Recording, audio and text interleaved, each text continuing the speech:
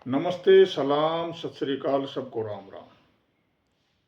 आज का जी हमारा विषय है अध्यात्म भी एक आदर्श औषधि है।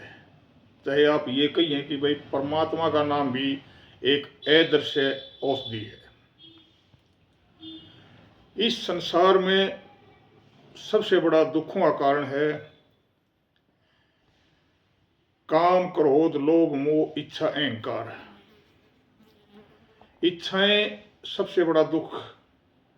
हम बड़ी बड़ी इच्छाएं पाल लेते हैं और दुखी हो जाते हैं, विचलित हो जाते हैं। इच्छाएं से हमारा, अगर हम इच्छाओं को छोटी करें, इच्छाओं का त्याग करें, तो हमारे दुखों का निवारण हो सकता है। कई बार ऐसा होता है, बहुत ज़्यादा इच्छाओं में फंसकर आदमी इस जगह पहुंच जाता है कि वो आत्महत्या करने के लिए भी तैयार हो जाता है। बहुत से प्राणी हमने देखे होंगे, भाई संसार में कोई फांसी लगा लेता है, कोई जो है ना सुसाइड कर लेता है, जहरीली गोलियां वगैरह खा के, कोई जो है ना ट्रेन के नीचे कट जाता है, या ऐसे भाव आ जाते हैं, भाई मैं ऐसे कर दूं, वैसे कर दूं। नहीं, बिल्कुल नहीं। अगर इस समय अगर इंसान अपना जीवन ही खत्म करना चाहता है, मनुष्य योनि बार बार नहीं मिलती इंसान को। यहीं से एक हमारा मार्ग है जो मोक्ष की तरफ जाता है। हमने उसके ऊपर विचार करके उस मार्ग के ऊपर चलना चाहिए, और उस पर चलने के लिए हमें जरूरत है कि योग्य सतगुरु की तलाश। चाहे हमें शुरू में थोड़ा सा कम योग्य भी मिल जाए, लेकिन हमने अपने जीवन को बचाने के लिए उसकी तलाश करनी चाहिए। और आहिस्ता आहिस्ता अगर हमें ये चिंता है कि हमें एक योग्य सतगुरु चाहिए, तो वो हमें अवश्य ही मिल जाएगा और हमारे जीवन में एक बहुत बड़ा बदलाव आ जाएगा। आज हम इतने निराश हैं, कल हम ऐसी स्थिति में पहुंच जाएंगे कि हम इन तमाम मुसीबतों से बाहर निकलकर और हमारा जीवन मंगलमय हो जाएगा।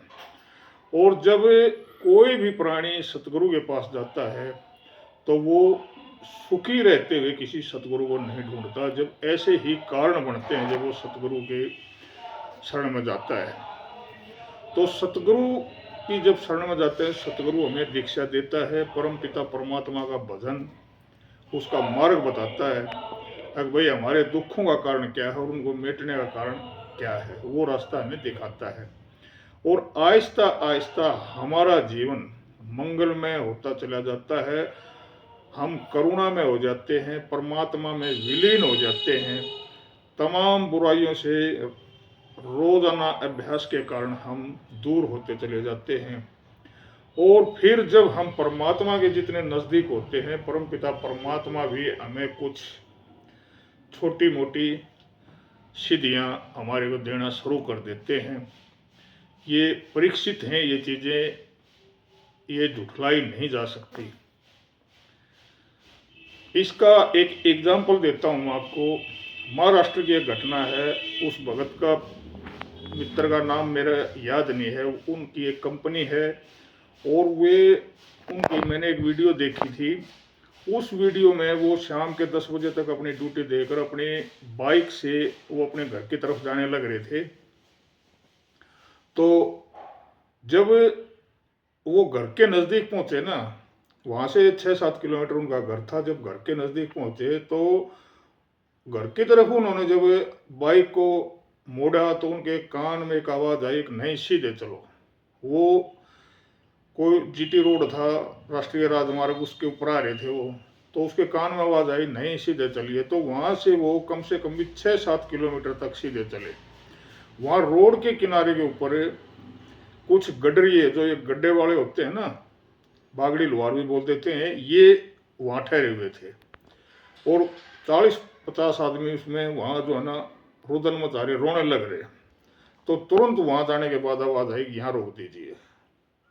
तो वहाँ रोक दिया। वहाँ रोकने के बाद उनसे पूछा, भाई क्यों रो रहे हो? तो उन्होंने बताया कि भाई लड़की को जो है ना बच्चा हो रहा है, वो बच्चा नहीं छूट रहा।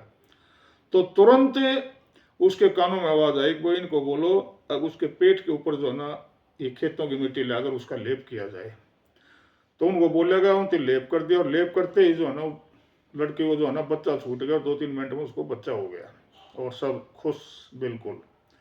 तो इससे क्या हुआ, हमने ये इसको बोलते हैं जी कर्ण पिशाचिनी मुद्रा। जब हम भक्ति मार्ग पर बढ़ते चले जाते हैं तो हमें इस तरह की सिद्धियां प्राप्त होनी शुरू हो जाती है। संतों ने कहा है कोई योग बताए भेद को, भेद बिन योग ना है। जब हम परम पिता का परमात्मा का भजन करते चले जाएंगे, योग करते चले जाएंगे, तो योग भी हमें भेद बताना शुरू कर देता है। मेरा मुख्य उद्देश्य है मेरी प्रत्येक जानकारी से आपका जीवन सुखी, स्वस्थ, सुरक्षित और समृद्ध रहे। यदि मेरी जानकारी सही है तो आप इस चैनल को लाइक, शेयर, सब्सक्राइब करें। आशीर्वाद संतों का, दया मालिक की।